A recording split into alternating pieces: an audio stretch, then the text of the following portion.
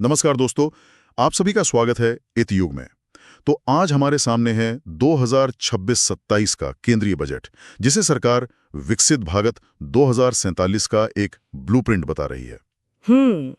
और हमारे पास जो दस्तावेज हैं वो साफ इशारा कर रहे हैं कि ये सिर्फ अगले 1 साल के हिसाब किताब से कहीं ज्यादा है। बिल्कुल। और इसे कर्तव्य भवन से पहला बजट कहा गया है, जो अपने आप में एक बड़ा सांकेतिक बदलाव है। हाँ, इसका नारा भी है युवा शक्ति, समावेशी विकास और आर्थिक स्थिरता। तो आज हम इन घोषणाओं की सिर्फ लिस्ट नहीं पढ़ेंगे, बल्कि ये समझने की कोशिश करेंगे कि इन शब्दों के पीछे की सोच क्या है। सही। क्या ये वाकई 2027 के भारत की नींव रख सकता है? यही सवाल है। चलिए, इसी सवाल के साथ शुरू करते हैं। सबसे पहले बड़े आंकड़ों पर एक नजर डालते हैं। सरकार की जेब कितनी बड़ी है और वो खर्च कहां करने वाली है? कुल खर्च का आंकड़ा है करीब 53.5 लाख करोड़, जो पिछले साल से लगभग 8% ज्यादा है। हाँ। और इस 53.5 लाख करोड़ में से जो आंकड़ा सबसे ज्यादा ध्यान खींच रहा है वो है 12.2 लाख करोड़ का पूंजीगत व्यय, यानी केपेक्स। केपेक्स। ये सिर्फ एक आंकड़ा नहीं है, ये दिखाता है कि सरकार अब पूरी तरह से सरकारी खर्च के इंजन पर दांव लगा रही है। मतलब संदेश साफ है कि अगर प्राइवेट इन्वेस्टमेंट नहीं आ रहा तो हम खुद पैसा डालेंगे। बिल्कुल। सड़कें, पोर्ट्स, रेलवे बने, नौकरियां पैदा हों और ग्रोथ आए। मतलब ये एक तरह का बड़ा दाव है। लेकिन इसका दूसरा पहलू ये भी है कि अगर ये दाव सफल नहीं हुआ तो ये राजकोषीय घाटे को और बढ़ा सकता है। बिल्कुल, जिसे 4.3% पे रखने का लक्ष्य है। ये संतुलन साधना कितना मुश्किल होगा? बहुत मुश्किल। यही इस बजट की सबसे बड़ी चुनौती है। एक तरफ विकास के लिए पैसा झोंकना है और दूसरी तरफ दुनिया को ये विश्वास दिलाना है कि हमारी आर्थिक सेहत ठीक है। इसीलिए नाम मात्र जीडीपी ग्रोथ का लक्ष्य 10.5% रखा गया है। अगर अर्थव्यवस्था तेजी से बढ़ेगी तभी ये घाटा काबू में रहेगा। कर्तव्य कहा गया है, पहला आर्थिक विकास, दूसरा आकांक्षाओं की पूर्ति और तीसरा सबका साथ सबका विकास। सुनने में तो ये तीनों बहुत अच्छे लगते हैं, लेकिन इनमें एक विरोधाभास दिख सकता है। हाँ वही, जैसे तेज आर्थिक विकास और सबका साथ में संतुलन बनाना हमेशा से सबसे बड़ी चुनौती रही है। आपने बिल्कुल सही नस पकड़ी है। यही इस बजट के दर्शन का केंद्र है। सरकार का तर्क ये है कि ये तीनों अलग अलग नहीं, बल्कि एक ही गाड़ी के 3 पहिए हैं। अच्छा। उनका मानना है कि जब तक सड़कें, फैक्ट्रियां और पोर्ट्स नहीं बनेंगे, मतलब आर्थिक विकास नहीं होगा, तब तक युवाओं को अच्छी नौकरियां कैसे मिलेंगी। सही बात है। और अगर विकास का फायदा सिर्फ कुछ शहरों या कुछ लोगों तक सिमट कर रह गया तो वो टिकाऊ नहीं होगा। तो बजट इस संतुलन को योजनाओं के जरिए साधने की कोशिश करता है। तो चलिए देखते हैं कि ये संतुलन जमीन पर कैसे उतरेगा। सेक्टरवार विश्लेषण में उतरते हैं और शुरुआत करते हैं इंफ्रास्ट्रक्चर और रेलवे से, जहां लगता है सबसे ज्यादा पैसा जा रहा है। हाँ, रेलवे को रिकॉर्ड 2.81 लाख करोड़ रुपए का पूंजीगत आवंटन मिला है। पर यह सिर्फ पटरियों को बदलने के लिए नहीं है। नहीं, इसके पीछे एक बड़ी सोच है। 7 हाई स्पीड रेल कॉरिडोर, जैसे मुंबई पुणे और दिल्ली वाराणसी की बात हो रही है। इन्हें ग्रोथ कनेक्टर्स कहा जा रहा है। ग्रोथ कनेक्टर्स, इसका मतलब क्या सिर्फ सफर तेज होगा? नहीं, इसका मतलब है कि ये सिर्फ ट्रांसपोर्ट कॉरिडोर नहीं, बल्कि इकोनॉमिक कॉरिडोर बनेंगे। अच्छा, इसको थोड़ा समझाइए। कल्पना कीजिए, जब दिल्ली से वाराणसी आप 3-4 घंटे में पहुंचने लगेंगे तो इन दोनों शहरों के बीच कितने नए उद्योग, होटल और लॉजिस्टिक्स हब बन सकते हैं। इसके अलावा सूरत से दानकुनी तक, मतलब पश्चिम बंगाल तक, एक नया माल ढुलाई गलियारा बनाने की बात है। मतलब देश के पश्चिमी तट के पोर्ट्स को सीधे पूर्वी भारत की फैक्ट्रियों से जोड़ा जा रहा है। बिल्कुल, माल की आवाजाही तेज और सस्ती होगी और जमीन के साथ साथ पानी पर भी जोर है। अगले 5 सालों में 20 नए राष्ट्रीय जलमार्ग। 20 नए जलमार्ग? इसे ऐसे समझिए कि सड़क पर चलने वाले 100 ट्रकों का माल पानी के एक जहाज पर आ जाएगा। ओहो! इससे डीजल का खर्च बचेगा, प्रदूषण कम होगा और आखिर में हमारे आपके लिए सामान थोड़ा सस्ता हो सकता है। ठीक है, तो शहरों और इंडस्ट्री को जोड़ने के बाद अब गांव की तरफ चलते हैं। यहाँ एक बहुत बड़ा बदलाव दिख रहा है। MGNRGA की जगह एक नई योजना, VBG-RAMG, विकसित भारत गारंटी फॉर रोजगार, आजीविका मिशन। एक मिनट, ये सिर्फ नाम बदलने जैसा नहीं लग रहा? एसेट क्रिएशन यानी संपत्ति निर्माण की बात तो पहले भी होती थी। सवाल वाजिब है, लेकिन दस्तावेजों के मुताबिक यहाँ सोच में एक बुनियादी फर्क है। क्या फर्क है? पहले MGNREGA का मुख्य उद्देश्य था किसी भी तरह 100 दिन का रोजगार देना, चाहे काम कुछ भी हो। अब VB रामजी में जोर रोजगार से ज्यादा स्थायी संपत्ति निर्माण पर है। मतलब अब पैसा तभी खर्च होगा जब उससे गांव में कोई टिकाऊ चीज बन रही हो, जैसे एक चेक डैम या तालाब। बिल्कुल। उद्देश्य है कि ये योजना सिर्फ गड्ढे खोदने और भरने तक सीमित न रह जाए। मतलब अब काम की क्वालिटी पे ज्यादा फोकस होगा। और किसानों के लिए भारत विस्तार नाम का एक AI आधारित प्लेटफॉर्म, ये क्या चीज है? ये खेती में तकनीक का एक बड़ा प्रयोग है। ये प्लेटफॉर्म हर किसान को उसके खेत की मिट्टी, मौसम का अनुमान और बाजार में चल रहे भाव के आधार पर सलाह देगा कि कौन सी फसल उगाए, कब खाद डालें और कब अपनी उपज बेचे। इसके साथ 10.9 करोड़ किसानों के लिए एक डिजिटल पब्लिक इंफ्रास्ट्रक्चर बनाया जा रहा है। ये वैसा ही है जैसे UPI ने पेमेंट की दुनिया बदल दी। अच्छा, तो ये DPI खेती किसानी से जुड़ी हर जानकारी किसान के मोबाइल तक पहुंचा सकता है। यही इसका लक्ष्य है। मतलब एक तरफ हम खेती को आधुनिक बना रहे हैं और दूसरी तरफ लगता है कि फैक्ट्रियों और भविष्य की टेक्नोलॉजी पर भी उतना ही बड़ा दांव है। बिल्कुल। मेक इन इंडिया का अगला चैप्टर क्या सेमीकंडक्टर और बायोटेक होने वाला है? ये बजट उसी दिशा में इशारा कर रहा है। 3 बड़ी घोषणाएं हैं।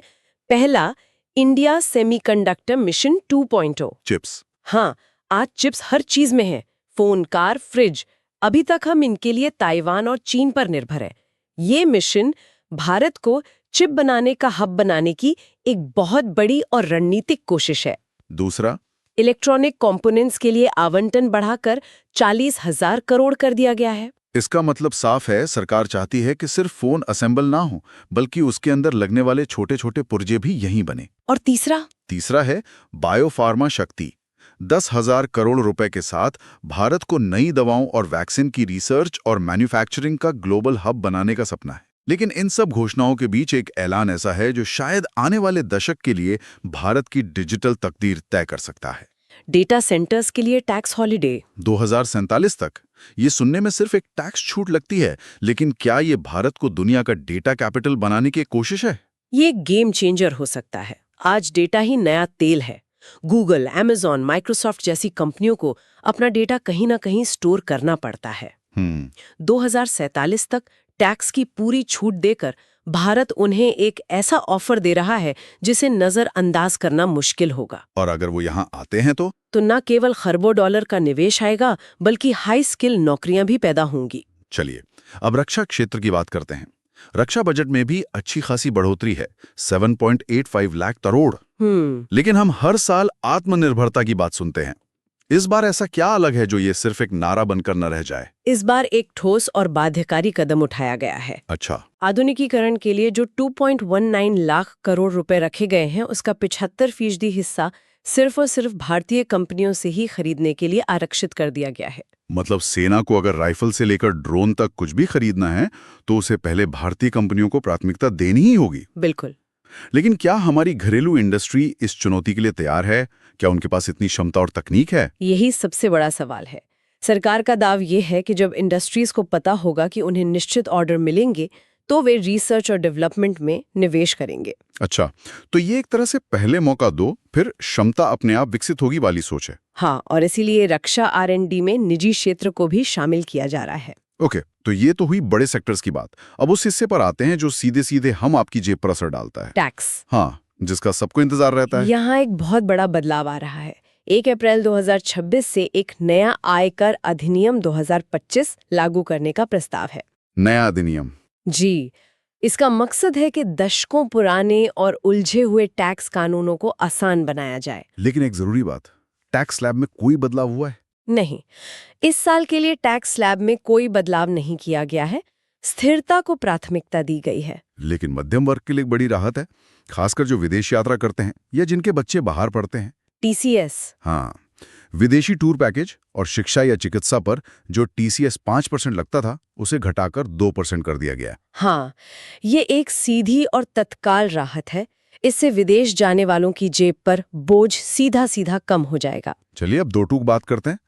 सस्ता क्या हो रहा है और महंगा क्या?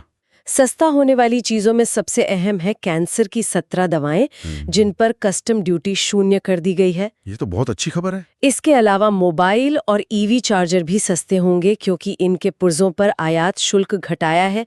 सोलर पैनल और चमड़े के जूते बनाने का सामान भी सस्ता किया गया है। ऑप्शंस ट्रेडर्स पर सिक्योरिटीज ट्रांजैक्शन टैक्स को 0.05% से बढ़ाकर 0.15% कर दिया गया है। 3 गुना? जी, 3 गुना।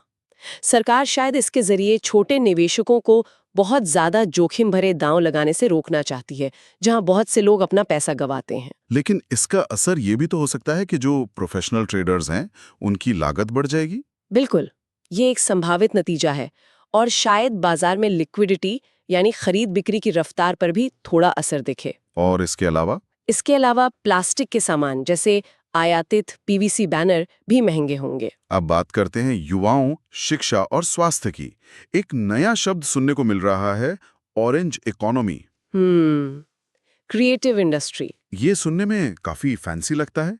क्या ये वाकई हमारे छोटे शहरों के युवाओं के लिए गेमिंग या एनिमेशन में करियर बनाने का एक ठोस रास्ता है? देखिए, ये एक शुरुआत है। इसके तहत 15,000 स्कूलों और 500 कॉलेजों में एनिमेशन, गेमिंग और विजुअल इफेक्ट्स के लिए लैब्स बनाने की बात है। अच्छा। सोच ये है कि अगर कोरिया के पॉप से और जापान एनिमे से दुनिया में अपनी पहचान बना सकता है, तो भारत के युवा क्यों नहीं? ये भविष्य के रोजगार पैदा करने की एक कोशिश है। इसके साथ ही हर जिले में स्टेम की पढ़ाई कर रही छात्राओं के लिए हॉस्टल की भी बात है। जी, और युवाओं के लिए इंटर्नशिप के अवसर बढ़ाने की भी। स्वास्थ्य में क्या बड़ा हो रहा है? स्वास्थ्य में 2 मुख्य बातें हैं। एक, 5 क्षेत्रीय मेडिकल टूरिज्म हब बनाना, मतलब दुनिया भर के मरीजों को इलाज के लिए भारत की तरफ आकर्षित करना। बिल्कुल। और दूसरा, आयुष्मान भारत का दायरा बढ़ाना। साथ ही मेडिकल कॉलेजों के साथ नए नर्सिंग कॉलेज खोलने पर भी जोर है, ताकि सपोर्टिंग स्टाफ की कमी भी दूर हो। बजट में कुछ खास फोकस वाले क्षेत्र भी हैं, जैसे हरित विकास और पूर्वी भारत का उदय, जिसे पूर्वोदय कहा गया है। हाँ, भविष्य को देखते हुए कार्बन कैप्चर टेक्नोलॉजी के लिए 20,000 करोड़ का फंड रखा गया है। ये क्या तकनीक है? ये उद्योगों से निकलने वाले धुएं को पकड़कर प्रदूषण कम करने की तकनीक है। इसके अलावा पीएम सूर्य घर योजना का विस्तार होगा और इलेक्ट्रिक गाड़ियों की बैटरी बनाने पर छूट जारी रहेगी। मतलब नेट जीरो के लक्ष्य की तरफ बढ़ते कदम। जी। और पूर्वोदय, क्या ये सिर्फ एक नारा है या पूर्वी राज्यों के लिए कुछ ठोस है? इसमें कुछ ठोस योजनाएं हैं। बिहार, ओडिशा, झारखंड, पश्चिम बंगाल और आंध्र प्रदेश में टूरिज्म और इंफ्रास्ट्रक्चर पर खास जोर दिया जाएगा। अमृतसर कोलकाता औद्योगिक कॉरिडोर के काम में तेजी लाई जाएगी और बिहार जैसे राज्यों के लिए बाढ़ प्रबंधन पर विशेष ध्यान दिया जाएगा। यह देश के आर्थिक विकास में क्षेत्रीय संतुलन लाने की एक सोची समझी रणनीति है। तो कुल मिलाकर देखें तो ये बजट भविष्य पर एक बहुत बड़ा दांव लगा रहा है। इसका फोकस इंफ्रास्ट्रक्चर, मैन्युफैक्चरिंग, इनोवेशन और सबको साथ लेकर चलने पर है। एक लंबी रेस की तैयारी जैसा लगता है। हाँ, बिल्कुल। इसका अंतिम लक्ष्य बहुत साफ है, 2047 तक भारत को एक विकसित राष्ट्र बनाना। ये बजट उसी दिशा में बढ़ाया गया एक कदम है। तो ये एक लंबी अवधि का दृष्टिकोण है जिसके लिए आज नींव रखी जा रही है। चाहे वो हाई स्पीड रेल हो, सेमीकंडक्टर मिशन हो या फिर हरित ऊर्जा। ये एक बहुत महत्वाकांक्षी रोड मैप है। निश्चित रूप से ये ब्लूप्रिंट महत्वाकांक्षी और व्यापक है। इसमें तकनीक, इंफ्रास्ट्रक्चर और मानव संसाधन यानी लोग, इन तीनों पर एक साथ ध्यान दिया गया है। लेकिन श्रोताओं के लिए सोचने वाली बात यह है, 2047 का ये विजन कई सरकारों और पीढ़ियों के कार्यकाल से होकर गुजरेगा।